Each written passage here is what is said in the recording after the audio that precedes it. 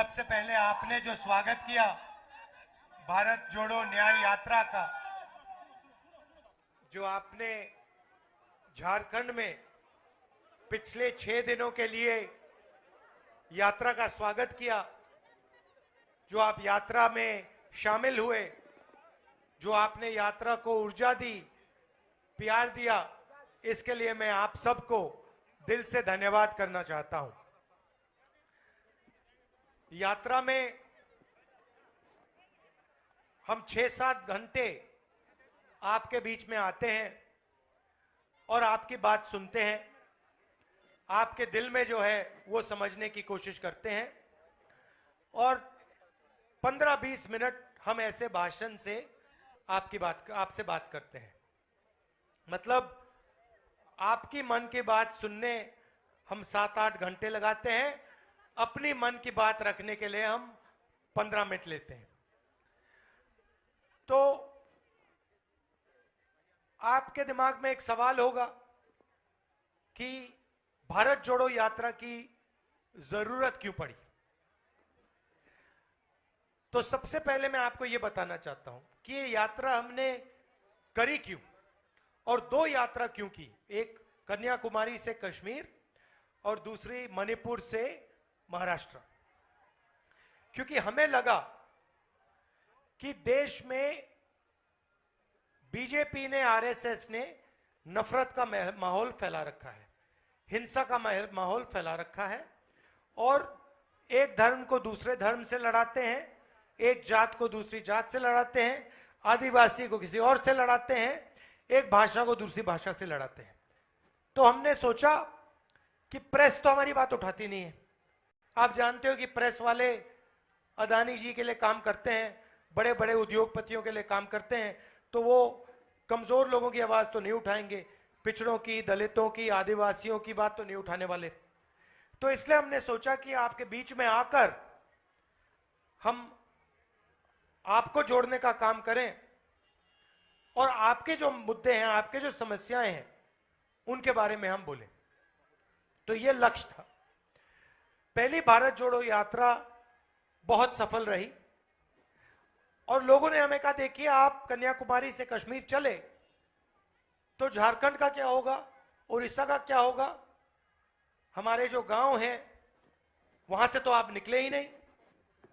तो इसलिए हमने मन बनाया कि दूसरी यात्रा हम मणिपुर से शुरू करेंगे और महाराष्ट्र तक वो यात्रा जाएगी और झारखंड के बीच में से निकलेगी।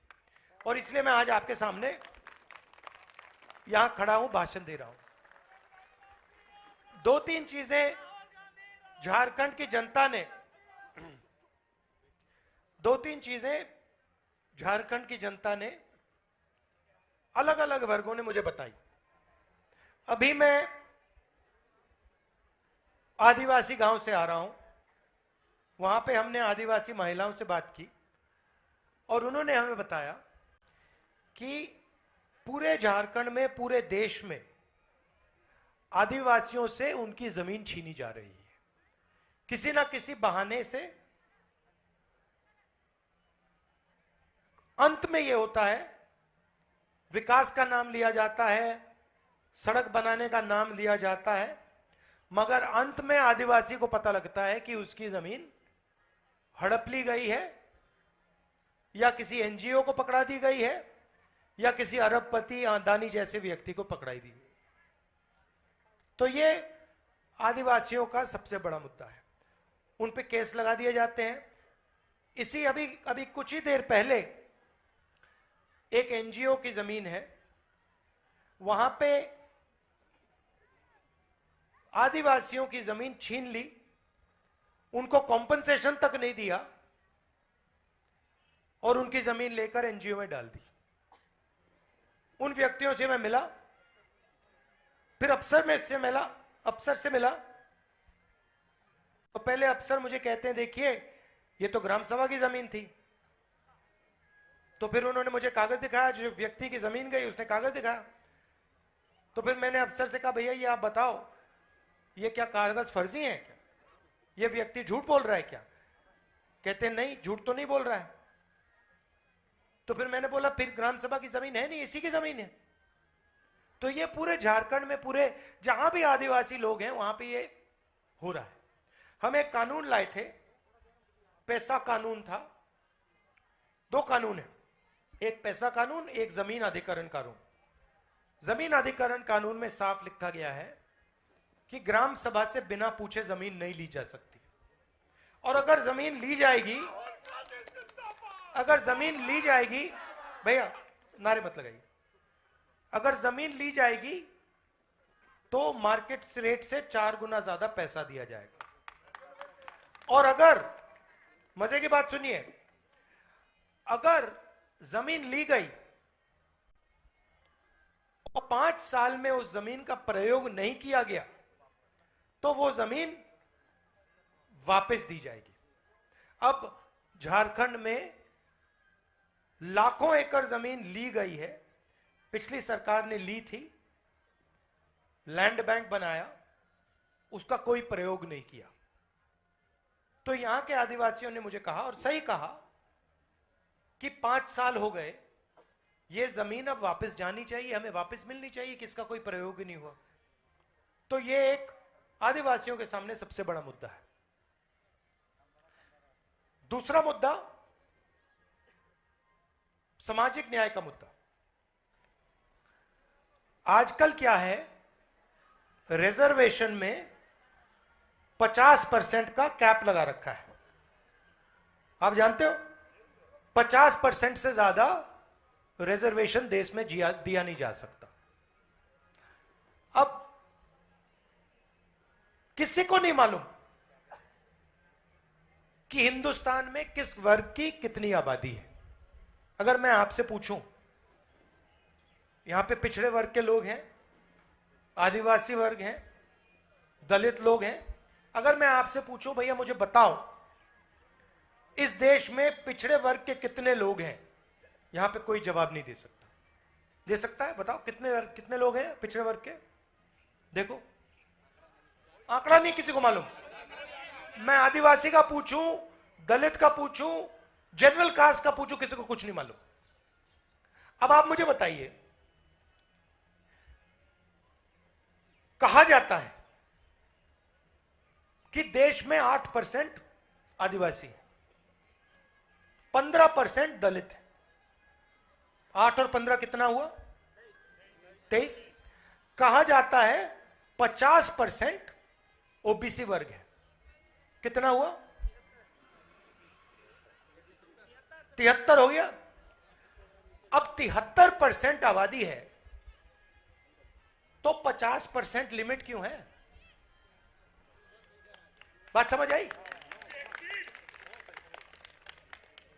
आबादी 75% की है। अब वो भी पक्का नहीं मालूम, हो सकता है 55% निकल आए ओबीसी का, हो सकता है आदिवासी ज्यादा हो, ये किसी को नहीं मालूम।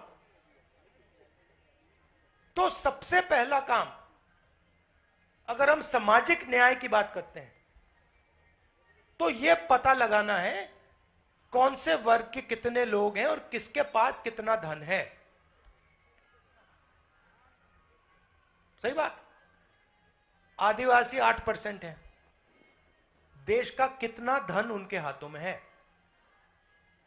पिछड़े लोग 50% हैं, देश का कितना धन उनके हाथों में है? यह सबसे बड़ा देश के सामने सवाल है। हो क्या रहा है? हिंदुस्तान के सबसे बड़े अरबपति, आप किसी भी स्टेट में चले जाओ, मैं नागालैंड, अरुणाचल, असम, मेघालय, ये नागालैंड, झारखंड, बंगाल, सड़क पे चला हूं, हर प्रदेश में अदानी जी को कहीं ना कहीं कुछ ना कुछ दिया जा रहा है। यहां पे अदानी जी को जमीन दी गई, जमीन किससे ली गई? आदिवासियों से ली गई। और जमीन किसको गई? अदानी जी को गई। तो पूरा का पूरा जमीन का ट्रांसफर हो रहा है पिछड़ों से, आदिवासियों से, दलितों से, गरीब जनरल कास्ट के लोगों से, और सीधा अरबपतियों के बैंक अकाउंट में जमीन जा रही है। तो यह पता लगाने की जरूरत है इस देश के का जो धन है वो किसके हाथ में है, क्योंकि यह तो हम मानने को तैयार नहीं है कि देश का पूरा धन 1-2% लोगों के हाथ में हो। आप मानने को तैयार हो क्या? अगर देश का पूरा धन 100-200 लोगों के हाथ में है, आप इस बात को मानने के लिए तैयार हो? अगर मानने के लिए तैयार हो तो मैं घर चला जाता हूं। बिल्कुल नहीं मान सकते। ये कैसा हिंदुस्तान है कि यहां पे करोड़ों लोग रहते हैं और पूरा का पूरा धन 5, 10, 15, 20, 50 लोगों के हाथ में है और बाकी लोग भूखे मर जाएं। बाकी लोगों को ना शिक्षा मिले, ना स्वास्थ्य मिले, ना अधिकार मिले, जमीन छीन ली जाए। ऐसा हिंदुस्तान पता नहीं आपको चाहिए, मुझे तो नहीं चाहिए। तो होगा क्या? मैं आपको 2-3 आंकड़े देता हूं। हिंदुस्तान की सरकार को 90 लोग चलाते हैं। आप जानते हो ये 90 लोग कौन है? आम जनता नहीं चलाती हिंदुस्तान को। भैया गलतफहमी में मत हो, आप अभी कोई दूसरी दुनिया में हो। आम जनता इस देश को नहीं चला रही है।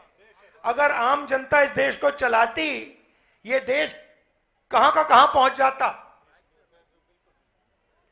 इस देश को 90 आईएएस ऑफिसर चलाते हैं दिल्ली में। आपके घर में बजट है ना? आपके घर में पैसे आते हैं, आप निर्णय लेते हो ना कितना पैसा किस चीज में जाएगा, मतलब आप घर को चलाते हो। आपके घर में 20,000 रुपए आते हैं, आप कहते हो 5,000 रुपए मेरे खाने में जाएंगे, 5,000 रुपए मैं बच्चों की पढ़ाई में लगाऊंगा। जो भी आप ये निर्णय लेते हो तो आप घर चला रहे हो। वैसे ही हिंदुस्तान का बजट है। करोड़ों लोग जीएसटी से देश को पैसा देते हैं। ये आपने जैकेट पहन रखा है, कितने का लिया आपने? जोर से बोलो। 2100 का। इसमें जीएसटी कितनी थी? 18% जीएसटी दी। आपको पता भी नहीं लगा, आपने जीएसटी दे दी 18%, है ना? अब आप एक बताओ, अगर ये जैकेट अदानी खरीदता तो वो कितनी जीएसटी देता? एक ही जीएसटी देता। जितनी आप दे रहे हो उतनी वो देगा। आपकी आमदनी कितनी है? 40,000 जो भी है, उसकी आमदनी कितनी है? अरबों में। वो आप जितना टैक्स क्यों दे रहा है? ये अन्याय हुआ ना।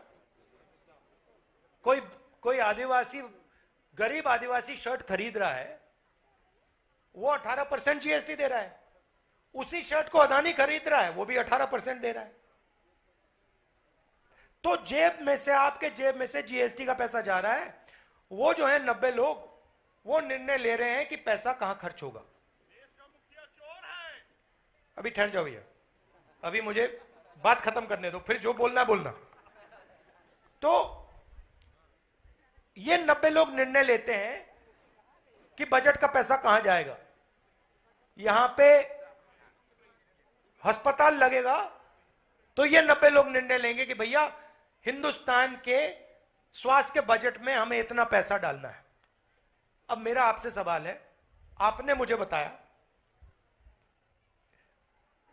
ओबीसी 50%, दलित 15%, आदिवासी 8%, कितना हुआ? 73 हो गया, 73 हो गया। अब आप मुझे बताओ,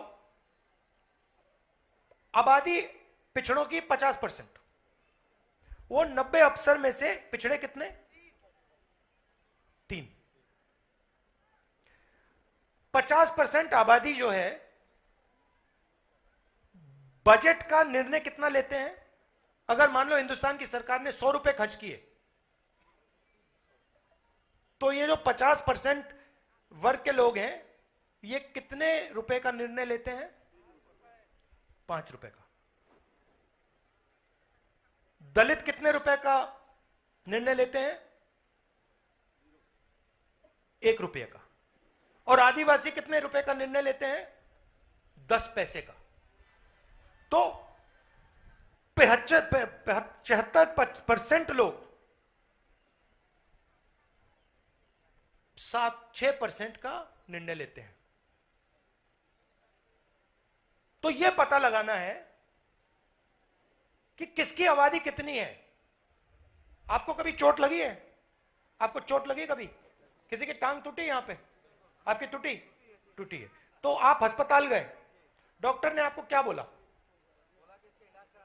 नहीं, पहले बोला भैया एक काम कर, इसका एक्सरे करा। तो उसने बोला इसका एक्सरे कराओ। आप गए, आप मशीन पे लेटे, आपने अपना पैर ऐसे रखा है, उसने आप पे वो लाइट लगाई और फिर उसने बटन दबाया, बाहर कमरे के गया, फिर उसने बटन दबाया और आपका एक्सरे आ गया। फिर डॉक्टर ने कहा हाँ भैया टांग टूटी आपकी। मतलब इलाज से पहले एक्सरे की जरूरत है। एक्सरे के बिना इलाज तो हो ही नहीं सकता। तो जाति जनगणना जो है देश का एक्सरे है। मैं चाहता हूं कि दूध का दूध पानी का पानी हो जाए, दूध का दूध पानी का पानी हो जाए, हमें पता लग जाए किसकी कितनी आबादी है और कितना धन किसके हाथों में है। सीधी सी बात। अब जैसे ही मैंने ये बात बोली, नरेंद्र मोदी जी बोलते हैं कि भाइयों और बहनों, हिंदुस्तान में सिर्फ 2 जात हैं। क्या बताओ भैया, हिंदुस्तान में सिर्फ 2 जात हैं क्या? तो जब मैंने जाति जनगणना की बात की, वो कहते हैं भैया सिर्फ 2 जात है। अच्छा अब सुनो कौन सी जात? एक गरीब है और एक अमीर है।